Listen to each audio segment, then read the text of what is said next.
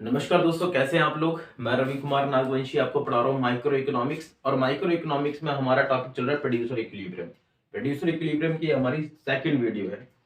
इस वीडियो में एक क्वेश्चन हम कवर करेंगे, काफी इंपॉर्टेंट क्वेश्चन है, काफी चीजें आप ऑलरेडी जानते हैं। तो आइए देखते हैं।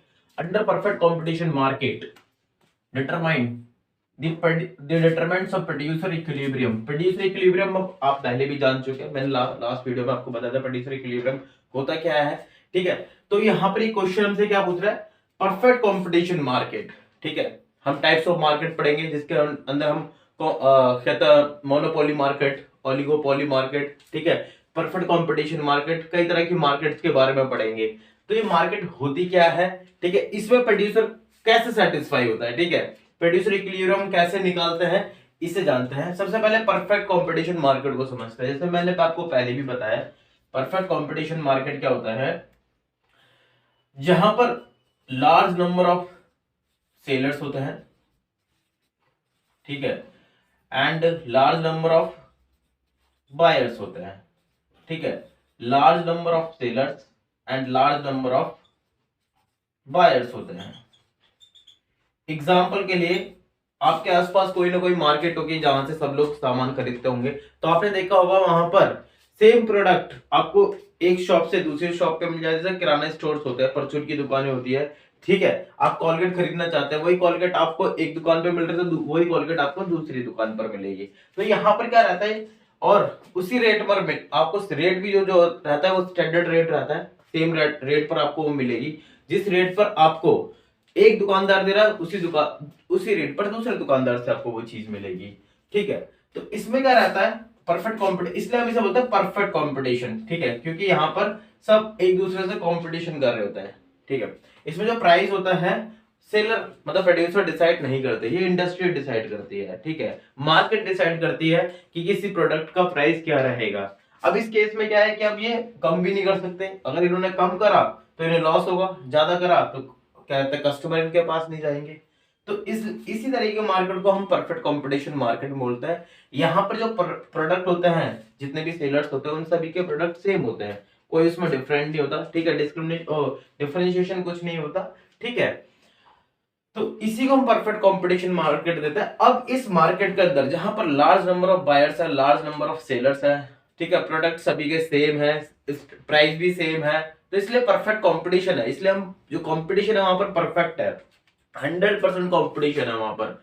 अब ऐसी मार्केट में प्रोड्यूसर कैसे सेटिस्फाई होगा, कैसे प्रोड्यूसर इक्विलिब्रियम डिटरमाइन करेंगे। ठीक है, तरीके हमारे दो हैं।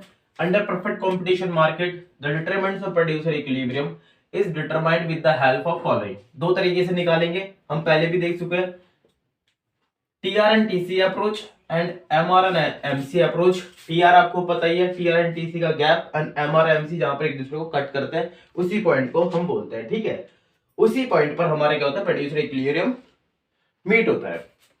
सो TR and TC approach, under TR and TC approach determines of producer equilibrium at the level where a producer maximizes his profit and minimizes his loss.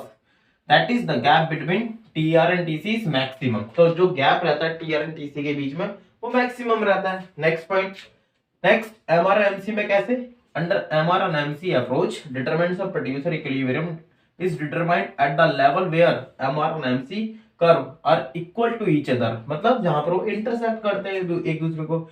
In other words MC curve intersects the MR curve from below when rising. जब MR, ठीक है, MC curve क्या करता है, जब rise करता है तब एमआर कर्व को कट करता है, कहां से, नीचे से। ठीक है, तो डायग्राम में समझेंगे, डायग्राम में से समझेंगे, इसे हटा देता हूं।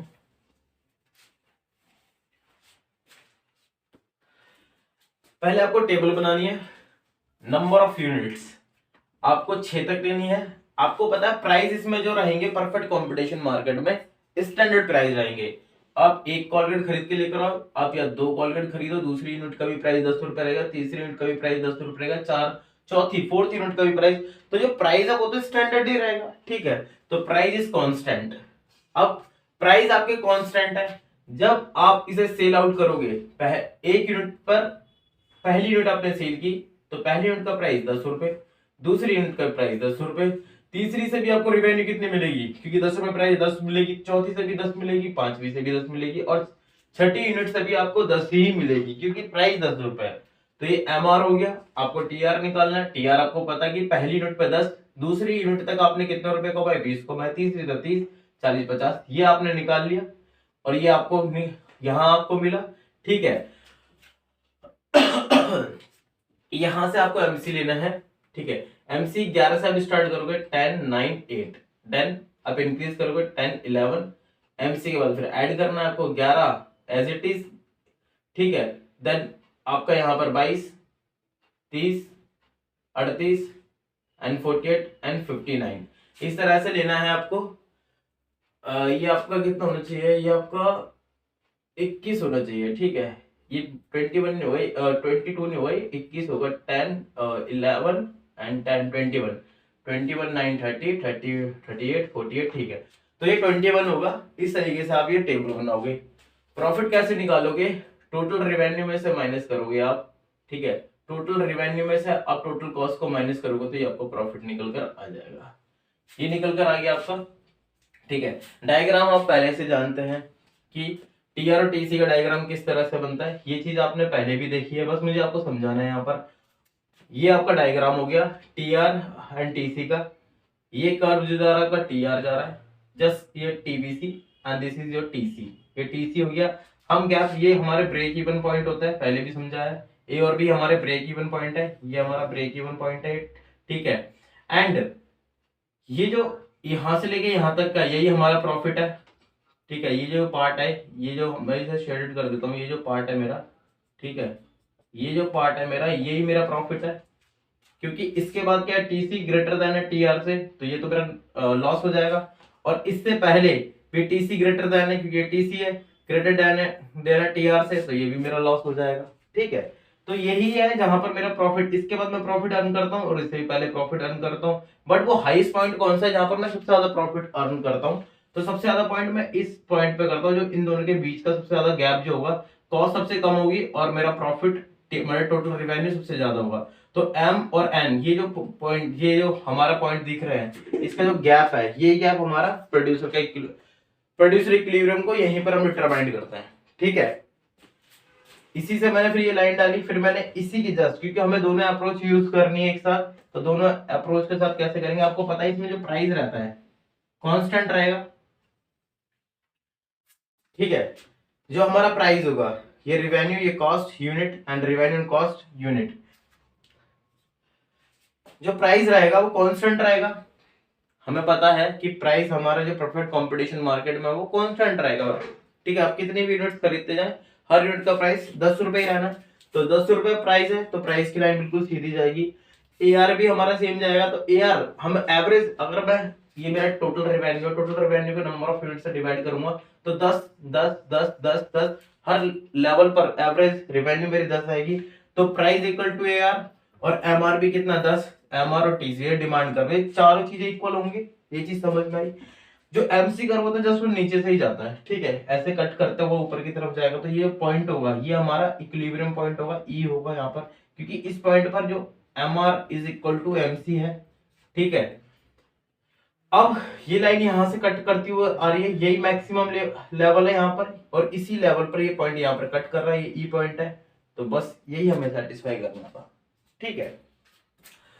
फिर इसकी एक्सप्लेनेशन हमें देनी है यहाँ पर। Explanation in the above given diagram presenting units on OX axis and revenue and cost at OY axis, in which, जिसमें TC, TVC, TR, MC, AR and MC are representing क्या, total cost, total variable cost, total revenue, marginal revenue, average revenue, marginal cost respectively. Point E क्या है? Point E is the equilibrium point. क्यों? Because at this point the condition of producer equilibrium is fulfilled. कैसे? That is MR is equal to MC है, and the gap जो between TR and TC is maximum, as well as MC curve intersect MR curve from below when rising. हमने देखा M जो हमारा MN है represent the maximum gap between TR and TC. And point A and B क्या है हमारे, point A break even points है, where T R and T C equal है, यहाँ पर ना प्रॉफिट है ना लॉस है। Before the level OL1, OL1 की मैं बात कर रहा हूँ, OL1 से पहले, ठीक है, and after the level OL2 के बाद, द कंडीशन OL से पहले और OL के बाद हमें पता है कि हमें लॉस ही होना है, ठीक है। So the condition of producer equilibrium is not met because of the level because of OL1 and after the OL2 TC is greater than TR. Only at the level OL the condition of producer equilibrium is fulfilled. Gross profit जो हमने पहले भी किया है, ये वाली equation हमने पहले भी देखी थी, ठीक है। Gross profit TR total revenue में से अभी आपने टोटल वेरिएबल कॉस्ट माइनस किया है तो आपका ग्रॉस प्रॉफिट ये है, क्योंकि अभी तक आपने टोटल फिक्स कॉस्ट माइनस नहीं की है। माइनस करने के बाद ML, अब वहां से देख सकते हैं TR। अब यहाँ पे TR कितना है मेरा, TR ये है, तो TR यहाँ से लेके ML एंड मैंने ये लिया है TVC माइनस KL माइनस करने के बाद मेरे पास बचेगा MK, ये मेरा MK आ गया, MK हो गया।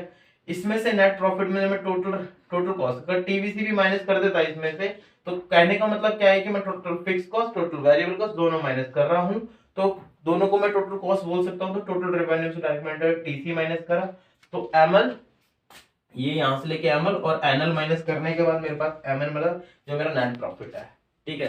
काफी इंपॉर्टेंट क्वेश्चन है, अच्छे से प्रैक्टिस करें इस क्वेश्चन की, नोट डाउन करें, साफ सुथरे नोट्स बनाएं और बार बार रिपीट करें, डायग्राम्स पर ज्यादा फोकस करें, ठीक है। डायग्राम्स अच्छे से बनाए हुए, अच्छे से प्रैक्टिस करो डायग्राम्स की, तो काफी सारी चीजें खुद ऑटोमेटिकली याद हो जाएंगी, क्योंकि डायग्राम को ही आपको एक्सप्लेन करना है और डायग्राम से ही चीजों को समझना है, ठीक है। तो मैं आपसे मिलता हूँ नेक्स्ट वीडियो में, तब तक अपना ध्यान रखें और अच्छे से पढ़ाई करें और साफ सुथरे नोट्स बनाए अपने, ठीक है।